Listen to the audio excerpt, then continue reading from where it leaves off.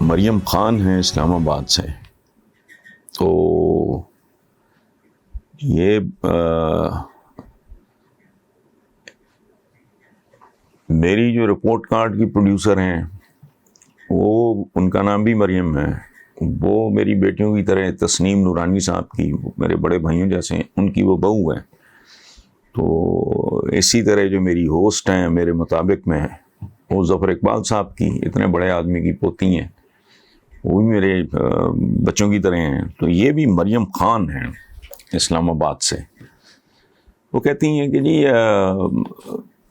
میری خواہش ہے کہ آپ اس وقت پاکستانیوں کی واحد امید عمران خان اور تحریک انصاف کی اعلیٰ قیادت کو گورننس اور ڈلیور کرنے کے حوالے سے کوئی مشورہ ضرور دیں, کیونکہ عوام کو ریلیف دینے کے حوالے سے کوئی بڑا کام نہ کیا گیا تو اگلے انتخابات میں کچھ بھی ہو سکتا ہے.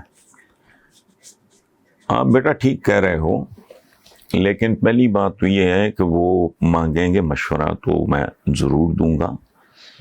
اور ایک مشورہ میں نے ریسنٹلی ان کو دیا بھی ہے. میں تو کسی شادی کے سلسلے میں پنڈی جا رہا تھا. ان کو پرائم منسٹر صاحب کو پتہ چلا کہ میں آ رہا ہوں تو انہوں نے ان لوگوں کے ذمے لگایا. تو خیر اینی وے میں نے ان سے ایک بات کی کہ بہت ہی عمدہ اور اعلیٰ کام ہو رہے ہیں. میں جانتا ہوں, مجھے بھی لوگوں نے بتایا, یہ اب تک عوام کو نہیں بتا پا رہا ہے. اس میں وہ کامیاب نوجوان ہیں, احساس پروگرام ہے اور اس طرح کا میرے ذہن سے اس وقت نکل رہے ہیں. وہ اس کی تفصیل میں جائیں تو بندہ حیرت زدہ رہ جاتا ہے. شجرکاری نہیں یہ بتا پا رہے ہیں. ہمارے عام آدمی کو کوئی سمجھ نہیں ہے کہ اس کا مطلب کیا ہے.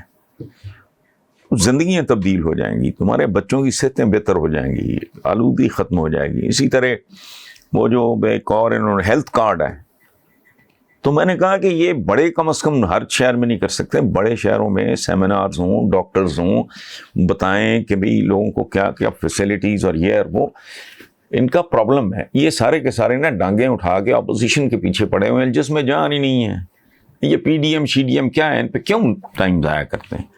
تو میں نے انہیں کہا تھا کہ ذرا کانسنٹریٹ کرو آپ لوگ, کہ میڈیا پہ بتاؤ تو صحیح لوگوں کو آپ کر کیا رہے ہو.